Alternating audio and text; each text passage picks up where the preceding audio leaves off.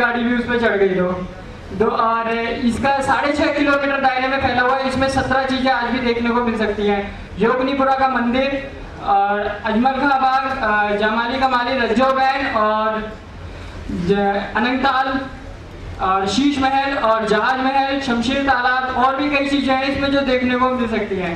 ये साकेत, मालवीय नगर, मेहरौली और कुतुब मीनार और नजर, ये काफ़ी बसंतकुंज साइड तक का फैला हुआ एरिया है। ये पृथ्वीराज चौहान किला राय पिथौरा के बारे में है। बस इतना ही। और इनके जो वंशज हैं वो आज भी जिंदा हैं और हमीर देव हट्टी चौहान इनके परपौत्र थे, जिन्होंने 7 जुलाई 1301 में शिव जी के चरणों में शीश काट करके चढ़ा दिया था और खिलजी वो बहुत बड़ी धूल चढ़ाई थी। बहुत बहुत धन्यवाद बेटा, बहुत अच्छी जानकारी आपने हमें दी। और मैं निवेदन करूंगा सीधे सीधे हमारे आज के अध्यक्ष माननीय सम्माननीय श्री एसपी सिंह चौहान साहब, वरिष्ठ अधिवक्ता सुप्रीम कोर्ट और बहुत अच्छे साहित्यकार हैं, हमारे सम्राट पृथ्वीराज चौहान के वंशज हैं। मैं निवेदन करूंगा कि वो कृपया मंच पर आए और अपना अध्यक्षीय भाषण दें और हमें आशीर्वाद प्रदान करें। आप तालियों से उनका स्वागत करें।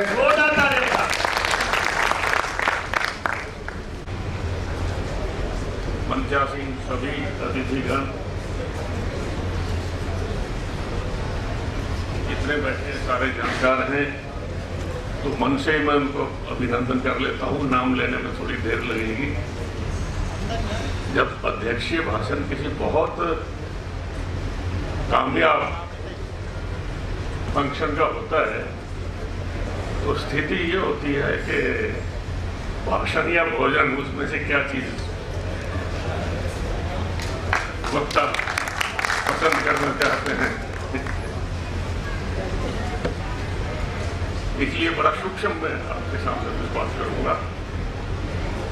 युवा राजपूताना संगठन के संरक्षक वीरेंद्र गौड़ मेरे साथ खड़े हैं, राष्ट्रीय अध्यक्ष अनिल गौड़ हैं और उनके पदाधिकारी हैं।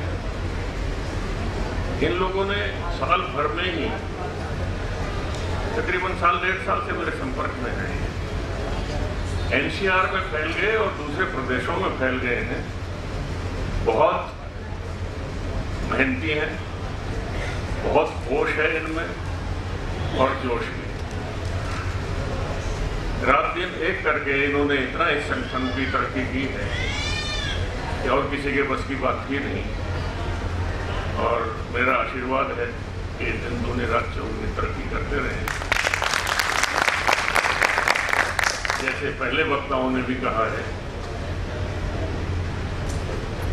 बड़े बड़े दूर से आज के आयोजन में लोग आए हैं। बजरंग सिंह बाहर से आए हैं, नरेंद्र सिंह जी अपना कार्यक्रम बाबा हरदेव सिंह वाला छोड़कर यहाँ आए हैं। बहुत अच्छी अच्छी लोगों ने बातें सुनाई। कुछ लोग चले गए हैं। ऐसा अक्सर हो जाता है। भवानी प्रसाद मिश्र एक कवि सम्मेलन में बैठे थे तो रात के 2:30 बज गए। रात के 2:30 बजे तो उन्होंने कहा कि बहुत देर हो गई है, थक गया हूं, मगर कुछ आशीर्वाद जरूर दूंगा, तो आप थोड़ी देर मुझे बर्दाश्त कीजिए। समाज के बहुत से कर्णधार यहाँ पर मौजूद हैं, सभी परिचित, मीडिया से आए हुए लोग भी अभी तक हैं। आप सबके हृदय में विराजमान उस परमात्मा को, भारत माता को और पृथ्वीराज चौहान को मैं नमन करता हूँ।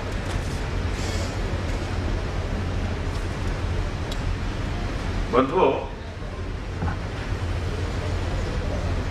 कई तरह की बातें इस समय पे आई हैं। पृथ्वीराज अंतिम हिंदू राष्ट्र थे, राष्ट्र के अंतिम हिंदू सम्राट थे, इसमें कोई दो राय नहीं। उनके संस्कार, उनकी वीरता के संस्कार, उनकी विद्वता के संस्कार और उनके राजकाज चलाने के संस्कार, तीनों के बारे में काफी कुछ देखा गया है।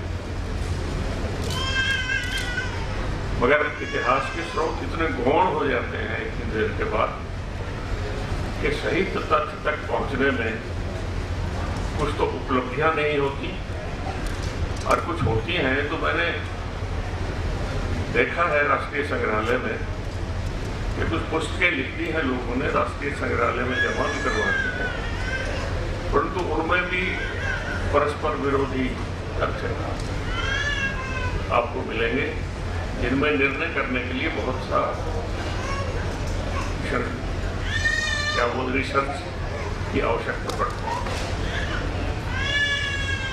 दूसरी तरफ ये बात भी सही है कि हमारी तो हमारी 2 करोड़ लगभग 1 करोड़ 1 अरब 97 करोड़ साल पुरानी संस्कृति, उसको बचा कर रखा गया। आखिरी हिंदू सम्राट के साथ 2 काली रातें गुलामी की शुरू हुई, हमारे बहुत से स्रोत मिटा दिए गए, हमारी बहुत सी संस्कृति के निशान ध्वस्त कर दिए गए। बहुत कोशिश के बाद कुछ पता लगता है, कुछ इस किस्म के साधन समाज में मौजूद हैं, जैसे लक्ष्मीबाई की हिस्ट्री हर बोले जो थे वहाँ के, उनके गीतों से, ओरल ट्रेडिशन से निकाल के लिखी गई। पृथ्वीराज चौहान के जन्म के बारे में जन्म तिथि का निर्णय कुछ शोधन करके किया है। 30 सितंबर 1199, पहले तिथि नहीं थी, मगर कहा यह जाता है, ऐसा पृथ्वीराज रासुर में सबूत भी है कि पृथ्वीराज और चंद्रप्रभाई एक ही दिन पैदा हुए। वो तो कुदरत से पैदा हुए, पर जब खत्म हुए एक दूसरे को कटार मार के, तो भी एक ही दिन। चंद्रप्रभाई उनका सलाहकार भी रहा और उनका राजकवि भी रहा, मगर उस वक्त की भाषा पिंगल भाषा में काफी कुछ लिखा, बाद में रूपांतरण भी हुए हैं, उनमें कुछ चेंजेस भी हैं, मगर शोधकर्ताओं ने तो इसमें भी कसर नहीं छोड़ी और इस पे शक जाहिर कर दिया कि चंद्रप्रभाई नाम का कोई आदमी था क्या।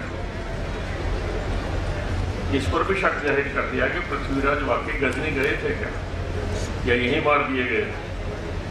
उनमें से खोज कर निर्णय करना कोई आसान काम नहीं है, परंतु ये सही है कि फिर ये माना गया कि चंद्रप्रभाई भी हुआ था और पृथ्वीराज चौहान को गजनी ले जाया भी गया था। उससे पहले आप ये देखें कि पृथ्वीराज चौहान का जो जन्म है, उनका जन्म महाराजा अनंगपाल की सुपुत्री रुकीबाई, वो महाराजा सोमेश्वर सिंह को ब्याही, उनसे उनका जन्म हुआ है। जन्म में भी दूसरे विचार लोगों ने त्रिपुरा की तरफ के रखे हैं, जो तथ्य के ऊपर पूरे नहीं हो सकते। राजा अनंगपाल सिंह के बारे में एक बात और कुछ कही गई, उनके राजपूत होने पर भी शक जाहिर किया गया। ऐसी चीजें सामने आई तो फिर खोज ज्यादा और तगड़ी हो गई। महाराज अनंगपाल सिंह तो तंवर थे और वो तंवर पालू वंश से थे, ऐसा टाड़ की किताब में पूरा सबूत लिखा हुआ है। टाड़ ने, मैं आपको बताऊं, यहाँ पर 2 किताबें लिखी थी। 1829 में जॉर्ज फोर्थ को एक किताब पेश हुई, 1830 में दूसरी किताब जॉर्ज विलियम को पेश हुई, और उसकी जो 2 चिट्ठियां मुझे वहां से हाथ लगी उनकी तस्वीरों के साथ, वो बड़ी विस्मय पैदा करने वाली है। उन चिट्ठियों में ऊपर तो उसने सारा कुछ ठीक लिखा, मगर नीचे लिखा कि मैं राजपूतों की सही हिस्ट्री इसलिए लिखना चाहता हूँ कि हमारी वाइस पॉलिसी को सूट करता है, और राजपूत राजा जब आप हिंदुस्तान आएंगे तो आपके चारों तरफ चक्कर काटेंगे और आपके प्रति निष्ठावान होंगे, स्वामी भक्त होंगे। ये चिट्ठियां मेरे पास मौजूद हैं, आज समय होता तो मैं यहाँ दिखाता हूँ। खैर, जो भी कारण रहा हो, मगर वो राजपूतों में निष्ठा पैदा करने के लिए उसने जितनी भी उस कहानी वहाँ खोज के लिखी राजा राम जी, वो कहानी बिल्कुल हमारे दूसरे स्रोतों से मेल खाने वाली है। अब मैं स्रोतों के साथ बहुत सूक्ष्म मैं आपसे बात करूंगा कि चौहान, परमार, परिहार और सोलंकी, ये 4 लोग अनहल कुंड से पैदा हुए। अनहल कुंड को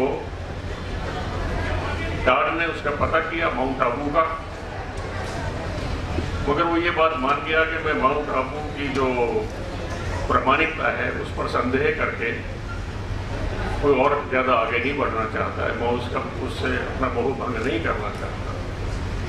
जागाज के रिकॉर्ड के मुताबिक हमारे खानदान को ये बताया गया कि वो अग्निकुंड हिमालय के पार उस इलाके में थे जहाँ पर अब तिब्बत है। वहाँ से भूटान आने का रिकॉर्ड है। भूटान से चौहान, परमार, परिहार और सोलंकी सारे हिंदुस्तान में फैले हैं। पृथ्वीराज का जो खानदान है वो पहले अजमेर, और अजमेर एक दफा हाथ से निकला तो फिर सांबर, और सांबर के तत्व पक्के करने के लिए कई स्तंभों के लेख वो देखे गए। सांबर के बाद फिर अजमेर और सांबर, उसके बाद तारागढ़ दोबारा। उससे आगे की जो कहानी है उसमें से केवल 3 स्टेट्स बनी हैं उनके सक्सेसर्स, उत्तराधिकारियों। दिल्ली स्टेट बरडौत, ये आपको जयपुर आप जाते हैं तो मिडवे के साथ बरडौत, बहरोड एक गांव है जगह, उसके साथ अंदर के जाके बरडौत है, वहाँ बिल्डेजी राणा ने बनाया। उसके बाद नीम राणा, और तीसरा था मुडावर। मुडावर की हिस्ट्री आगे मैंने इसलिए नहीं देखी कि वो लोग डेजर्ट कर रहे थे, मुसलमान हो गए। नीम राणा 12 गांव की स्टेट थी। जिस वक्त टाड ने वो रिसर्च की उस वक्त नौरूद सिंह उसके राजा हुआ करते थे। राजा नौरूद सिंह के बाद जितने राजा हुए उनका रिकॉर्ड मेरे पास मौजूद है। राजा जनक सिंह और उमराव सिंह तक तो हमारे खानदान के आपस में आना जाना भी रहा। उसके बाद राजेंद्र सिंह सन 45 तक फ्रीडम फाइटर्स की टोली में भी देखे गए। बरडौत की जहाँ तक बात है, उससे निकल के गांव बसा कांटी। कांटी के पास 45 गांव थे। चौधरी रामबख्श सिंह, उनको चौधरी कह दिया था ठाकुर की बजाय, चौधरी एक गवर्नर को कह देते थे उन दोनों में, उन्होंने उसका राज चलाया था। मगर 1857 में उस गांव में अंग्रेजों के विरुद्ध नसीबपुर के मैदान में जंग लड़ी। उस जंग लड़ने का नतीजा ये हुआ कि एक दलेल सिंह नाम के कंवर दलेल सिंह अपने 22 साथियों के साथ वहां कुर्बान हुए, जिनका हिस्ट्री में आज तक जिक्र नहीं है। स्रोत हमारे पास हैं, जगहों के भी हैं, और एक कौम राणा हमारे साथ खानदान के साथ शुरू से रहती आई है, आज भी आखिरी राणा हमारे पास है। वो गौरव गाथाएं हमारी गाया करते थे, लिखा करते थे। उन्होंने उस वक्त के जो राणा थे उन्होंने वहाँ लिखा हुआ है बड़े सुस्पष्ट अपने रजिस्टर में, जिसकी कापी मेरे पास मौजूद है, कि अपनी अपनी भाषा में कि नारनौल का खेत में, कुछ लोग भाषा को समझ लेंगे, बाकी मैं बता दूंगा। सन्मुख खायो भेल नसेल दला कुंवर हुक्मेश्वरा तथा गया पावड़ा झेल। उन्होंने ये कहा कि नारनौल के युद्ध के मैदान में जो नसीबपुर में हुआ था, आपने सामने से सीने में भाला फोटा और आपके पैर नहीं डगमगाए। है कुंवर दलेल सिंह पुत्र ठाकुर हुक्म सिंह, आपको नमन। इस किस्म की हिस्ट्रियां बहुत खोजने पर बहुत जगह आपको मिल जाएंगी, मगर वो 1857 के बाद वो ठिकाना खत्म हुआ। मेरे पास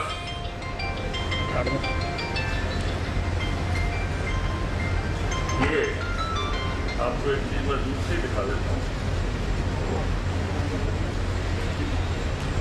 ये नेशनल आर्काइव्स में एक सनद लिखी गई है जिसमें कांटी, परगना कांटी और बावल नाभा स्टेट को देती है। कारण वो भी इसमें स्पष्ट जाहिर है कि नाभा स्टेट ने अंग्रेजों की मदद की थी।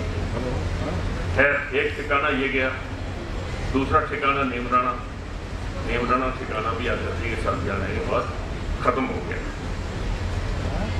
अब जहां जहां लोग चौहान फैले, भूटान से आने के बाद या वहां से अग्निकुंड से आने के बाद, इस वक्त की स्थिति यह है कि यूपी, बिहार वगैरह, मुंबई तक, गुजरात तक, सारे हिंदुस्तान में चौहान फैले हुए हैं। और उनका मुख्य जो है शहीद, वो सम्राट पृथ्वीराज जी है। सम्राट पृथ्वीराज को जन्म के बाद शिक्षा दीक्षा उस जमाने में ऐसा होता था कि वेदों के अनुसार शिक्षा दीक्षा देते थे। उसने 14